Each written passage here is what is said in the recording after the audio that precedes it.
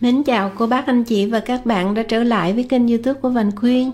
Như thường lệ vào các ngày thứ ba, thứ sáu và thỉnh thoảng thứ năm, chủ nhật hàng tuần, Vành Khuyên chia sẻ một món ngon mới trên kênh YouTube Vành Khuyên Lê. Hôm nay Vành Khuyên chia sẻ thêm một món bánh ít trần kiểu mới mình làm từ bột gạo. Nó khác với lại bánh truyền thống làm từ bột nếp, thường là nó quá dẻo và dễ ngán. Còn cái bánh này mình làm nó mềm mịn, thanh nhẹ, mình ăn hoài cũng không ngán nữa. Cái vỏ bánh nó mềm vừa phải và không gây nặng bụng. Nếu như mình thích bánh ít trần thì đừng bỏ qua cái bánh bột gạo này. Chắc chắn là mình sẽ thích ngay từ khi mình ăn cái đầu tiên. Trước tiên mình cho vô nồi 110g đậu xanh đã cà vỏ, vo rửa sạch nhiều lần nước. Rồi mình mới chế vô nồi 600ml nước. Trong đây mình cho 1 muỗng cà phê muối, quậy lên. Mình cho lên bếp và nấu lửa lớn chờ cho sôi. Sau khi sôi bùng lên như vậy rồi thì mình sẽ tiếp tục nấu thêm lửa nhỏ, mình để 2 phút. Mình đổ ra rửa sạch lại và chế lên nước cao khoảng 8mm. Ban đầu mình sẽ nấu lửa lớn và mở nắp. Sau khi thấy sôi, anh chị và các bạn hạ xuống lửa trung bình và mở nắp luôn, mình nấu cho cạn. Sau khi cạn rồi mình sẽ đậy nắp lại và hạ nhỏ lửa, bếp 9 số. Anh chị và các bạn để số 2 và nấu trong vòng 20 phút. Nguyên liệu để mình làm nhân có 250g thịt xay, hoặc là thịt chưa xay thì mình xay cái loại nạc dăm, hay là thịt có nạc có mỡ cho ngon. 1 nhúm muối, 1 muỗng cà phê bột nêm, 1 muỗng cà phê vuông đường, một chút tiêu. Rồi mình đánh ra.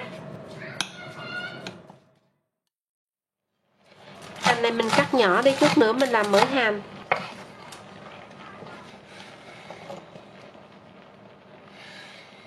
$50 hành tím, anh chị em và các bạn cắt nhỏ ra.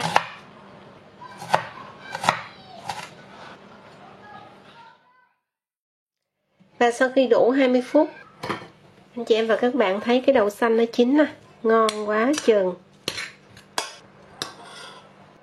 Cho vào đây nửa muỗng cà phê đường, trộn đều lại.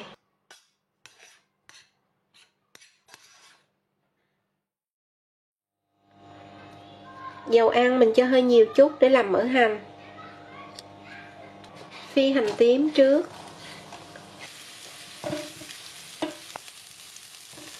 Sau khi hành tím nâu vàng rồi, mình cho hành lá và tắt lửa luôn. Cho vào đây 1 nhúm muối, đảo qua lại rồi mình vớt ra. Mình xào thịt. Sau khi cho thịt vào xong, anh chị em và các bạn đánh ra nè, cho nó tơi ra trước. Xong rồi mình mới mở lửa lên, để lửa trung bình, cái mình đánh ra để cho cái thịt nó tơi ra. Sau đó mình mở lửa lớn lên và xào cho đến khi thịt chín. Hơi bắt đầu chín như vậy nè, cho hết khẩu xanh.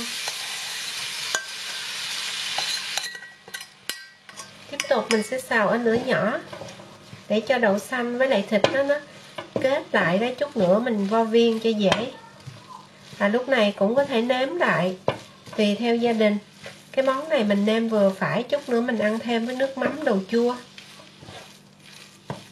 Mình cho lại 1 muỗng canh mỡ hành lúc nãy vô, rồi tắt lửa luôn, chờ cho cái này nó nguội. Bây giờ mình đã thấy nó dẻo, thành chút nữa mình vo viên dễ lắm. Cho tiêu. Và mình đã có phần nhân rồi, chờ nguội ở đây. Bây giờ mình đi làm bột. Anh chị em và các bạn lấy một cái nồi, sau đó mình lấy chén để đong nước. Cứ một chén đầy như vậy nè là 280ml hay là 280g. Mình lấy 1 chén nè, 2 chén nước lạnh, và trong đây có 560ml. Đường 1/2 muỗng cà phê, muối 1/6 muỗng cà phê, bột nêm gà 2/3 muỗng cà phê. Và đây là bột gạo, mình có tinh bột gạo nó lại càng ngon.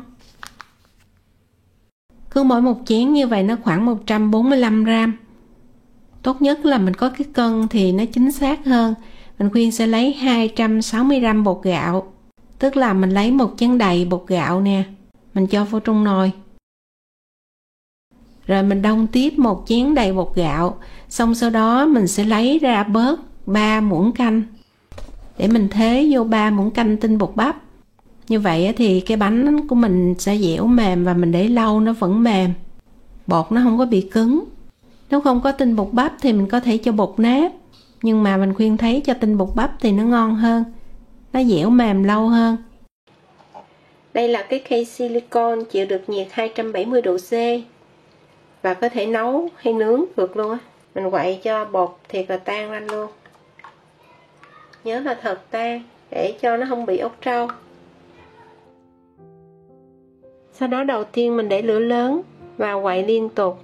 Cái này giống như là lấy trùng vậy đó.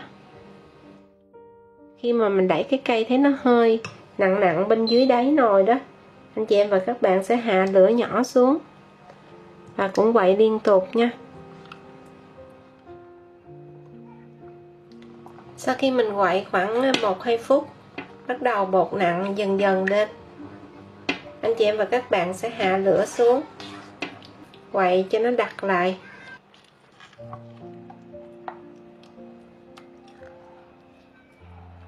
Và khi mình thấy như vậy nè là được rồi, tắt lửa luôn. Đem ra đây tiếp tục mình quậy.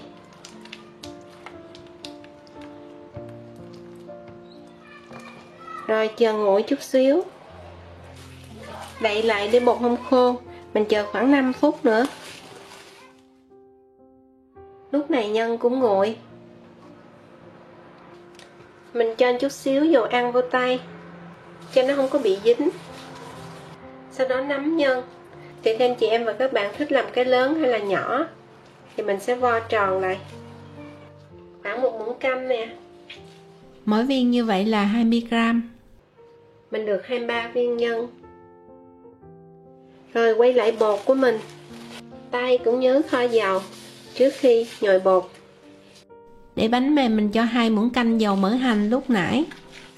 Anh chị em và các bạn sẽ nhồi cho mình. Dầu ăn ra bàn. Rồi cho bột ra bàn để nhồi cho nó dễ. Mình nhớ mang bao tay để bột nó không có dính vô tay. Mình sẽ nhồi cho đến khi mịn và mượt. Nhẹ lắm anh chị em và các bạn, nó không có nặng chút nào hết á. Mình để cái tay vậy nè, nhồi nó không có dính.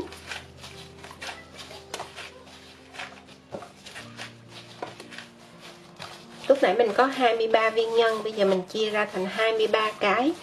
Mỗi cái trung bình khoảng 35 cho đến 37 gram. Anh khuyên sẽ chia sẻ cách mình tạo hình sao cho cái bánh nó mềm mượt mịn dù để lâu. Cho một chút xíu dầu mỡ hành ra bàn. Sau đó mình dùng tay thoa đều và lấy một viên bột mình trộn và mình đẩy qua đẩy lại. Mình chà cái dạng như là mình làm cho nó mịn đó và nó mượt y như vậy nè. Thì chút xíu sau mình làm xong cái bánh mình hấp chín nó vẫn mềm và mịn. Xong rồi mình mới vo tròn. Rồi mình lấy hai cái tay mình dàn mỏng ra. Rồi mình cho cái viên nhân lên. Nhớ là mình gói sẽ giống như là bánh ít trần vậy đó. Bột nó phải ôm sát nhân, như vậy thì cái bánh của mình lúc xíu sau mình hấp nó không có bị chảy xệ. Xong rồi mình sẽ chà thiệt là sát luôn. Mình vo tròn và mình chà như vậy nè thì nó sẽ bóng và mịn mượt. Hoặc là mình cũng có thể lấy cái viên bột, sau đó mình cho một chút xíu dầu mỡ hành vô cái mình bóp thiệt là mịn luôn, giống như vậy nè. Thì như vậy cái bánh của mình hấp xong á, nó mềm lâu. Rồi cũng gói như lúc nãy. Cách dễ nhất là mình úp xuống thì không có không khí giữa bột với nhân á, thì cái bánh khi mình hấp lên nó không có chảy xệ. Vo tròn và nhớ chà sát như vậy thì nó sẽ bóng, mịn và mượt. Mình vo cái nào xong á là mình cho vào trong cái ni lông folie mình đậy lại cho nó không khô. Xong rồi mình có thể cho lên cái giấy nướng bánh hoặc là đá chuối. Mình cho vô cái vỉ hấp và mình đi hấp luôn. Khi mà nước nó sôi sùng sục như vậy nè thì lúc này mình sẽ hạ xuống lửa trung bình. Mình cho cái khay hấp lên và hấp. Lưu ý là lửa trung bình hoặc là trung bình lớn, bếp số 6 trên 9 đó. Hấp trong vòng 12 phút. Tiếp theo pha nước mắm ăn kèm thì mình có 2 muỗng canh nước, tức là 30ml. 2 muỗng cà phê đường cát vàng, hoặc là mình cho đường cát trắng thì bớt lại. 4 muỗng cà phê nước mắm, tùy theo mỗi loại khác nhau mình cho. Cái nước mắm này là nó không có mặn lắm. Với lại 1 muỗng cà phê nước cốt chanh, mình quậy đều. Rồi mình cho ớt vô, ớt cắt khoanh như vậy nè, là mình có nước mắm chua mặn ngọt. Cũng chuẩn bị luôn 1 chén mỡ hành. Và ăn kèm với lại đồ chua, cà rốt, su hào hoặc là cà rốt củ cải trắng. Cái này video Vành Khuyên đã có chia sẻ rồi. Sau khi hấp 12 phút thì mình mở nắp để cho nó chảy hết cái nước trên nắp ra, rồi mình tiếp tục đậy lại. Và mình để ở đây thêm 2 phút, nhớ là tắt bếp. Bây giờ thì bánh đã chín, mình Khuyên lấy ra. Cô bác anh chị em và các bạn có thể cho lên mỡ hành. Rất là ngon. Từng cái viên bánh nó tròn xoe và nó mềm mịn, giống như là bánh ít trần. Nhưng mà cái bánh này nó mềm mịn mượt và mình ăn không có ngán, bởi vì nó không có quá dẻo như là bánh ít trần. Với cách pha bột vừa rồi thì Vành Khuyên đã chia sẻ cho cô bác anh chị và các bạn mình một cái loại bánh rất là ngon. Nó không có giống như là bánh hòn, mà cái bánh này là cái bánh ít trần bột gạo, một biến tấu mới của bánh ít trần. Vành Khuyên tự nghĩ ra và làm. Nhưng khi mà mình kết hợp với cái bánh này, nó có hương vị rất là đặc biệt. Ăn với lại nước mắm ớt cay này ngon lắm luôn. Cho gia đình hoặc là khi nhà có khách, mình đãi tiệc buffet cũng được nhiều người thích lắm. Nhân thịt với lại đậu xanh nó bùi thơm. Mình Khuyên sắn bột ra, mình nhìn thấy nó dẻo mềm ngon ghê chưa. Nếu mà làm nhiều thì mình có thể đem đông đá, sau đó khi nào ăn thì mình cho thẳng vào trong nồi nước sôi, mình luộc lại. Và mến chúc cô bác anh chị và các bạn cùng gia đình có thêm một loại bánh ngon từ bột gạo. Nếu thích video của Vành Khuyên thì đừng quên bấm like, chia sẻ cho nhiều người cùng xem, và đừng quên đăng ký kênh để nhận thông báo khi có video mới để mình xem sớm nhất. Và đừng quên chia sẻ kênh, chia sẻ video cho nhiều người cùng xem và cùng có bánh ngon. Xin chào tạm biệt và hẹn gặp lại ở video kỳ tới.